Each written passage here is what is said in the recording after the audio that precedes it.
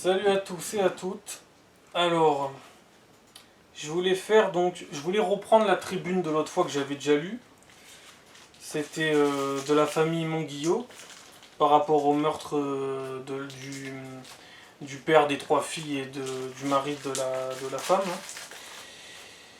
Donc, c'était Véronique, Mélanie, Marie et Manon tentent désormais de survivre malgré l'absence de Philippe Monguillot. Donc voilà, qui avait été agressé, tabassé à mort dans un bus, parce qu'il était chauffeur de bus, il travaillait dans un bus pendant le Covid, parce que la richesse ne voulait pas mettre son masque. Donc voilà, j'avais déjà lu la tribune, mais je vais la relire pour que ça soit un peu plus logique. Et ensuite, je vais faire la suite d'un article qui était aussi lié à la même histoire, pour que ça soit un peu logique, et pour que je puisse finir avec ça. Donc, je vais la relire une fois.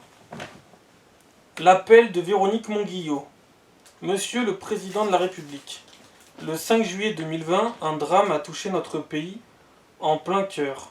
Ce drame, c'est le nôtre, à mes filles et à moi-même. Notre vie ne sera plus jamais la même.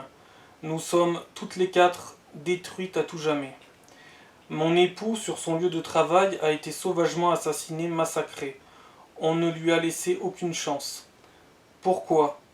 Simplement parce qu'il a voulu faire respecter les règles, celles du port du masque obligatoire que vous nous avez demandé à tous pour nous protéger, pour protéger les autres, de respecter. Il a passé 5 jours en réanimation, 5 jours durant lesquels je ne comprenais rien. J'ai demandé de l'envoyer dans n'importe quel hôpital pour qu'on puisse le sauver. Il n'y avait plus rien à faire. 27 ans de vie commune. 25 ans de mariage arrachés en quelques minutes. Monsieur le Président, comment une famille simple peut-elle continuer à vivre normalement sans son pilier, sans son tout? C'est impossible. Nous ne vivons plus, nous survivons. Plus de sourire naturel, tout est forcé aujourd'hui. Mon époux était la personne la plus merveilleuse que j'ai pu rencontrer dans ma vie. 4 individus en marge totale de la société, connus des services de police, ont brisé notre rêve. À l'heure où je vous écris, 3 d'entre eux sont en prison, 1 est en liberté. L'auteur principal du meurtre a dit lors de son expertise psychiatrique que j'avais tué mon époux au motif que j'avais demandé qu'il soit débranché, alors qu'il était en état de mort cérébrale. Il n'y a pas de mots pour dire la violence du choc que j'ai reçu ce jour-là, une envie de hurler. Nous devons désormais subir un terrible quotidien, être debout tous les jours et rester dignes alors que nous n'en avons pas la force. Un soutien national s'est créé. Petit à petit, notre cri de révolte, tout le monde l'entend et beaucoup s'identifient à lui. Le citoyen étouffe face à ce sentiment d'impunité grandissant, laissant la place à une violence certaine. Alors, Monsieur le Président, nous ne pouvons plus nous contenter de recevoir des soutiens en paroles. Nous avons besoin d'actes. Malheureusement, après notre drame, les agressions ont continué partout. Nous avons le sentiment que rien ne se passe, que personne ne bouge. Combien de familles encore détruites ?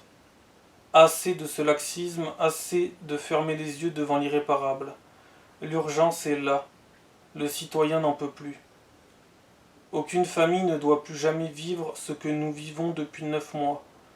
Aucun citoyen ne doit redouter l'heure du coucher, ce moment terrifiant où toutes les angoisses surviennent. Personne ne doit vivre ou redouter la perte d'un être cher dans des circonstances gravissimes. Il faut une justice ferme, il faut que le citoyen retrouve le sourire, qu'il retrouve une vie normale, qu'il se sente protégé, épaulé de toute urgence, par notre gouvernement. Pourquoi ce silence de la classe politique ? Pourquoi ce mépris face aux citoyens ? Pourquoi laissez-vous notre pays sombrer dans la violence gratuite, conduisant à la destruction ? Redonnez à notre pays ses valeurs perdues. Liberté, égalité, fraternité. Il ne faut surtout pas qu'il y ait d'autres familles Monguillot. Donc voilà, ça c'était l'appel de la famille. Voilà, au président de la République qui s'en fout totalement. Parce qu'on va ménager tout de suite le suspense, il s'en fout totalement. Mais après, attention, faut pas non plus dire après qu'il s'en fout totalement ou qu'il a des projets d'Afrique, parce que si vous dites ça, donc en gros je parle un peu de moi là pour le coup, après il va vous envoyer les gendarmes. Parce qu'apparemment là, ces derniers jours, il y a une étudiante qui dans le Tarn l'a interpellé dans la rue, puisqu'il se rendait dans le Tarn à ce moment-là, et elle lui a demandé pourquoi il y avait des ministres qui étaient accusés de viol et qui est encore ministres. Alors certes, ils sont pour l'instant que accusés, mais en général, ça peut aussi être pas que des accusés, ça peut être carrément des coupables. Et c'est vrai qu'ils auraient dû démissionner, même dans le doute, ils auraient dû démissionner, parce que je pense que des incapables, vous pouvez en nommer des tas d'autres. Mais elle lui a dit ça, donc elle l'a interpellé dans la rue, et puis il n'a pas aimé. Comme il n'a pas apprécié, quelques jours après, il a donc appelé, alors je ne sais pas si c'est lui directement, mais clairement que l'ordre partait du plus haut. Donc il a donné l'ordre à des gendarmes, à des policiers, d'aller au lycée de l'étudiante en question, d'aller dans la classe et d'aller l'intimider, pour qu'elle arrête de se révolter. En gros, ils sont allés clairement pour l'intimider. Et ça, c'est scandaleux, puisque pendant ce temps, notre pays sombre dans l'ensauvagement et on ne fait rien. Au Stade de France, avec la finale de la Ligue des Champions, il s'est passé des trucs de malade. Et il s'en passe encore des trucs de malade, puisqu'on apprend tous les jours des nouveaux trucs par rapport à ce qui s'est passé au Stade de France avant le match, Liverpool-Real. Et ben apparemment, Monsieur Macron et son gouvernement est plus enclin à aller intimider une lycéenne qui en plus dit pas que des conneries, plutôt que de s'occuper de tout l'ensauvagement qui se passe en France. Un ensauvagement qui vient pas de nulle part. Hein. C'est pas le Saint-Esprit qui l'a apporté, c'est vous les incapables qui avez apporté carrément une chance incroyable dans ce pays. Hein, le diagnostic est fait, il faut arrêter les conneries. Hein. Alors après, je dis, bon, c'est vrai qu'il y a tellement d'incapables, c'est vrai, il aurait pu nommer d'autres incapables, mais il aurait pu aussi nommer des personnes compétentes aussi. C'est possible, ça aussi. Ça serait une preuve un peu de grandeur et de sagesse et peut-être d'intelligence, mais apparemment il doit pas en avoir tant que ça, le Mozart de la finance, qui est le Mozart de l'insécurité, le Mozart de l'ensauvagement et le Mozart de l'immigration merdique, et qui crée des guerres dans les pays qui pour l'instant n'ont pas de guerre. C'est bien. Bref, de toute façon, ça, je vais faire plein de vidéos là-dessus parce que j'ai des tas de choses à dire. Et il faut que je le mette en vidéo pour que ça soit dit et que ça puisse servir à beaucoup de personnes. Donc je fais la suite de l'article. Bon, de toute façon, tout a un rapport pour le coup là. Alors, Gérald Darmanin, ministre de l'Intérieur en visite dans le dépôt de bus où travaillait Philippe Monguillot en juillet 2020. Donc voilà, Gérald Darmanin qui est encore ministre de l'Intérieur, qui a échoué pendant 5 ans, mais qui a été reconduit et qui en plus est à l'origine de la catastrophe qu'il y a eu au Stade de France avant la finale de la Ligue des Champions. Un lynchage qui dure 1 minute 40. Donc en gros, le chauffeur de bus s'est fait frapper pendant 1 minute 40. C'est alors que Philippe Monguillot décoche un coup de tête à l'un des individus pour se dégager du groupe. Mais la partie adverse évoque un geste sans aucune raison, suivi d'une empoignade par le col. La violence se déchaîne ensuite contre le chauffeur, qui pour Madame Novion est projeté hors de son bus et frappé à terre. Alors que... Ah, ça doit être Madame ou Mademoiselle. Mademoiselle Sarga Doito estime que c'est le chauffeur qui a conduit son client à l'extérieur. Des coups de poing et de pied s'abattent pendant 1 minute 40, selon l'avocat de la famille, principalement à la tête.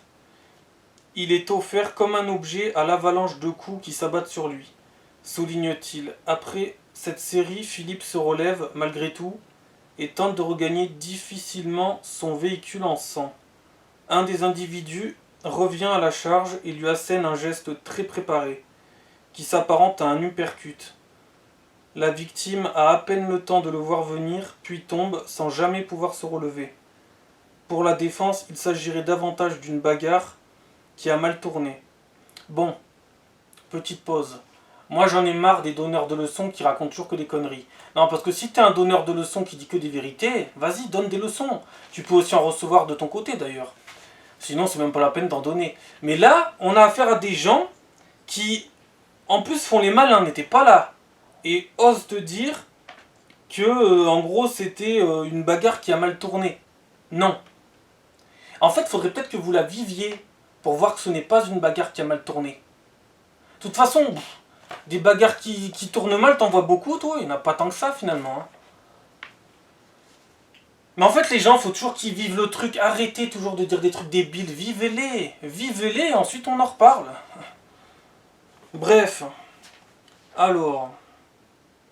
L'avocat du principal accusé, Madame Thierry, Mademoiselle Thierry Sargadoito, s'appuie notamment sur le rapport d'autopsie qui affirme que la mort serait consécutive de la fracture du crâne occasionnée par la chute sur le trottoir, pour envisager de demander une requalification des faits en coups et blessures ayant entraîné la mort sans l'intention de la donner.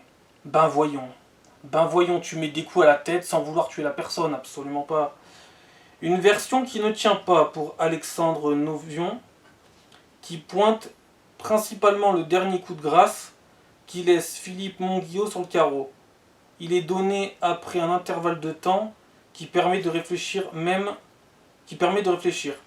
son ami a lâché l'affaire. Je comprends pas tout en fait, c'est bizarre mais bon. Souligne l'avocat de la famille Monguillot. Un point de la reconstitution doit tenter d'éclaircir. Un point que la reconstitution doit tenter d'éclaircir. Ce sera ensuite au juge d'instruction de trancher dans son ordonnance avant de boucler l'affaire et renvoyer les 4 accusés devant la cour d'assises de Pau, ou devant la cour criminelle selon la qualification choisie. Un procès qui pourrait intervenir à la fin de l'année 2021 ou en début d'année 2022.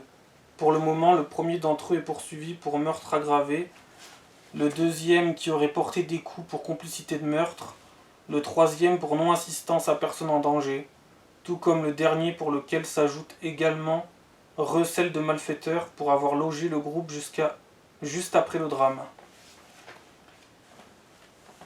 Des suspects au casier judiciaire déjà bien rempli. Ouais bon, comme d'habitude quoi. Pour la plupart d'entre eux, ils sont déjà bien connus des services de police. Selon une source proche de l'enquête qui révèle leur profil en exclusivité pour valeur actuelle, le principal accusé... Alors, vous verrez qu'il n'y a encore aucun suspense. Hein. C'est bizarre. Il s'appelle Wissam. Voilà. Alors, je pense pas que ça soit norvégien. Hein, mais bon. Wissam M, parce qu'il faut pas dire son nom de famille, surtout pas. Si c'était moi qui avais commis le truc, on aurait mis mon nom de famille. Mais comme ils sont d'origine arabe, on ne mettra jamais leur nom de famille. Aujourd'hui âgé de 21 ans, a été condamné une fois pour des faits qui sont sans lien dans cette affaire, précise son avocat. Un homme originaire du sud-est de la France, venu passer quelques jours à tuer le temps, avec un camarade de rencontre. En second plan, Maxime G, 24 ans, est un fils de restaurateur de la côte landaise. Il sortait tout juste. Alors lui par contre, il faut bien le mettre en avant. Il s'appelle Maxime. Si c'est vraiment son nom, pour une fois, on sort des trucs qui sont d'habitude des généralités. Alors il faut bien le souligner. Pour une fois, on peut dire qu'il n'y avait pas que quelqu'un issu d'une immigration, issu en gros de parents d'immigrés. Pour une fois, Maxime, si c'est son vrai nom, Maxime. Faut bien le souligner quand même, non, parce qu'il ne faut pas dire que ce qui nous arrange. Faut aussi tout dire. Maxime G, 24 ans, est un fils de restaurateur de la côte landaise. Il sortait tout juste d'une peine de 5 ans de prison pour violence. Les faits remontent à mars 2016 dans le Gard, lorsqu'il entre par effraction dans une maison familiale, comme le relate Midi Libre. Une bagarre éclate avec le propriétaire, qui reçoit 7 coups de couteau dans le dos et le thorax. Alors par contre, j'espère qu'il s'appelle bien Maxime, parce que pour une fois, ça confirmerait qu'il ne faut jamais faire généralité totalement. Mais je crains que son prénom ne soit pas Maxime mais Mohamed. Après, si c'est vraiment Maxime, tant mieux. Au moins pour une fois, ça donne raison au con. Tant mieux. Mais bon, c'est très rare. En général, c'est très rare. Le troisième s'apparente à un drôle d'énergumène. Là, encore une fois, oh putain, incroyable. Johan. Ah, là, on n'est pas sur du Mohamed. Alors, si c'est les vrais prénoms, encore une fois, putain, faut bien le souligner. Johan C, 34 ans, est ce que l'on appelle un cas social, qui compte déjà un casier judiciaire de 23 mentions. Mais il est en liberté, tout va bien. Après 4 mois de prison préventive dans l'affaire Monguillot, il n'a pas attendu une semaine pour retourner sous les verrous. Condamné à 2 mois ferme pour avoir frappé une bayonnaise qui l'hébergeait. Après sa sortie, le Palois est de nouveau condamné à 6 mois de prison pour vol et rébellion, en février. Enfin, le 4e homme... Ah, ça y est, on retrouve la normalité. Enfin. Non, en vrai, faut pas s'en féliciter, mais bon. Mohamed A. Mohamed A. Donc lui, voilà, il a toujours pas de nom de famille.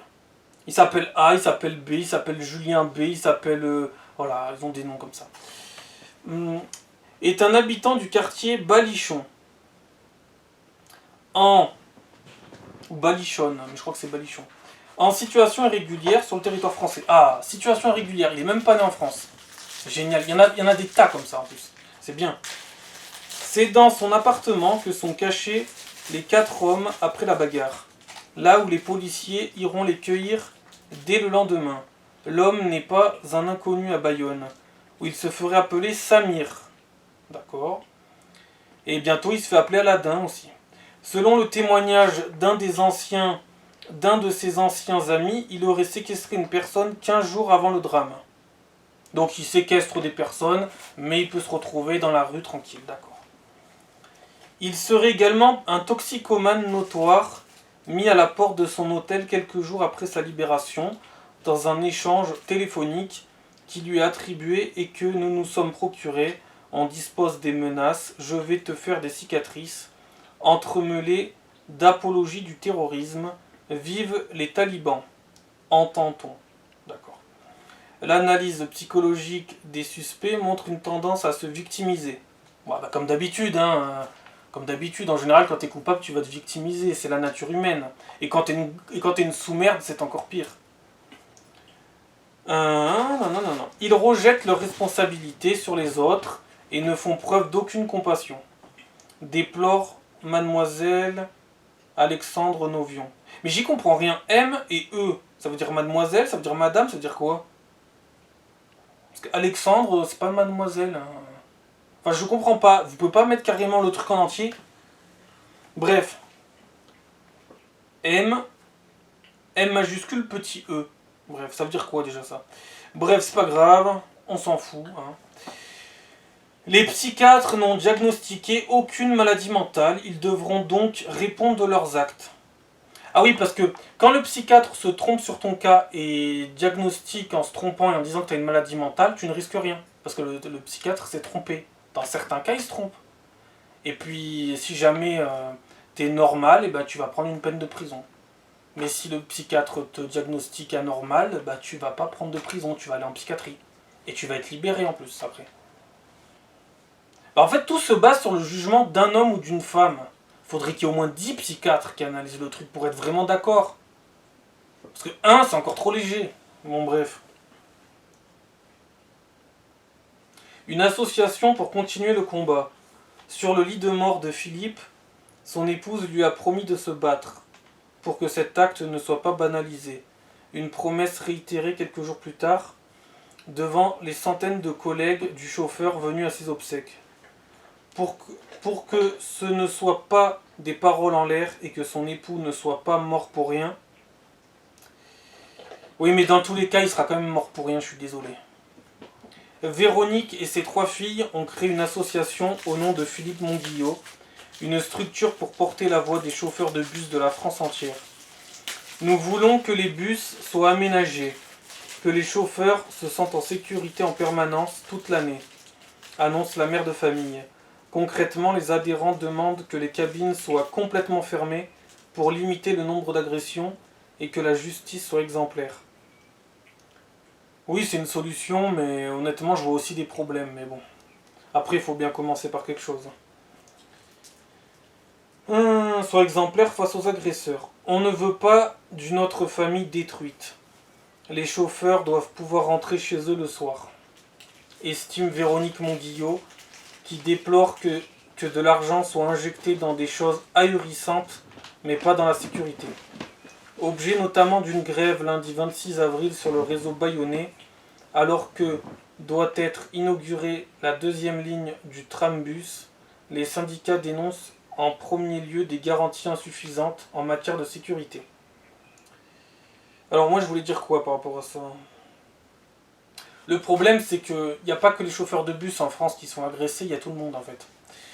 Donc le problème c'est que quand toute la France est touchée, ou sera très bientôt touchée, ça ne se limitera pas à fermer une cabine de bus. Alors c'est bien, il faut commencer quelque part, mais c'est pas forcément la solution. La solution, c'est d'arrêter d'importer de la merde. Voilà.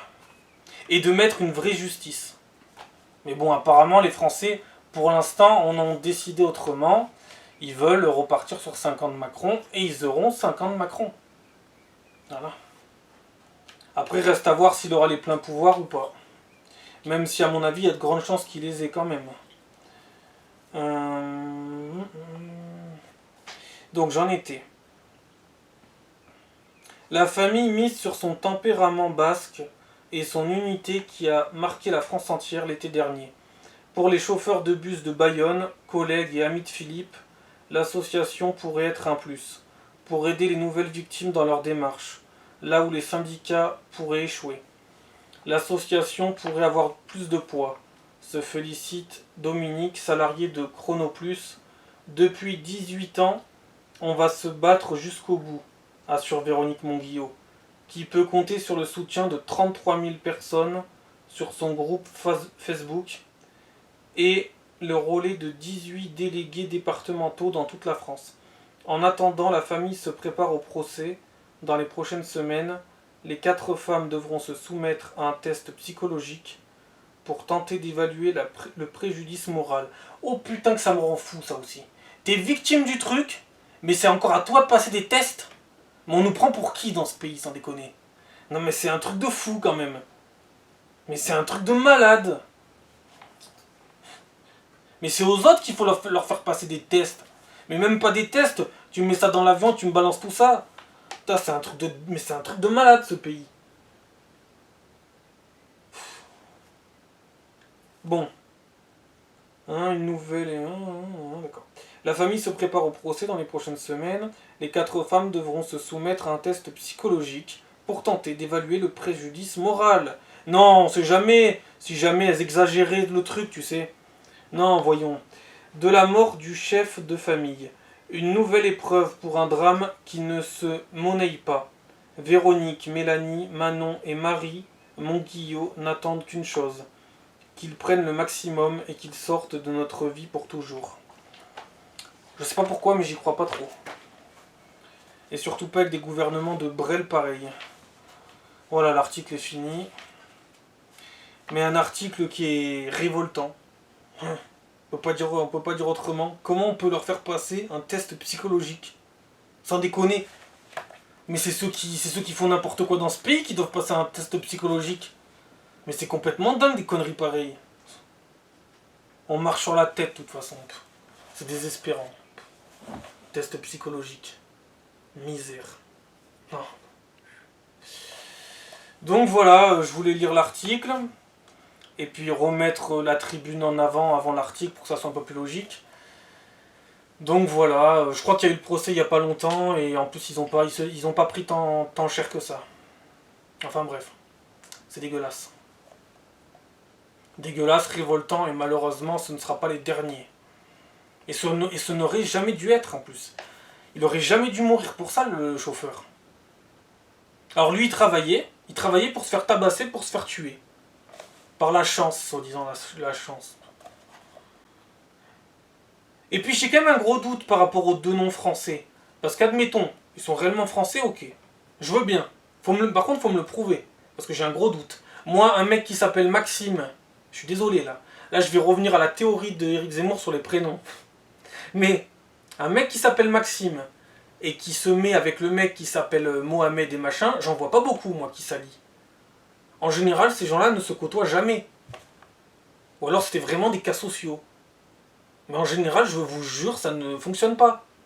Jamais on aurait deux personnes françaises, on va dire, plus françaises que les autres en tout cas, parce qu'il y en avait un qui n'était même pas français en plus. Jamais on aurait deux Français qui iraient frapper quelqu'un avec deux étrangers. Ça marche pas ensemble. Ou alors vraiment c'est des cassos. Ou alors vous nous cachez des trucs. Ou alors dans l'article, parce que je sais que des fois ils nous prennent pour des cons, hein, je suis pas demeuré. Hein. Soit dans l'article vous avez fait la parité, on met deux prénoms français, au moins ça passera peut-être un peu mieux. Parce que si on met carrément 4 prénoms arabes, ou africains, enfin attention africains quoi, ça passera pas. Mais attention, hein, on peut même plus avoir confiance dans les médias, hein. Ils nous mentent en permanence.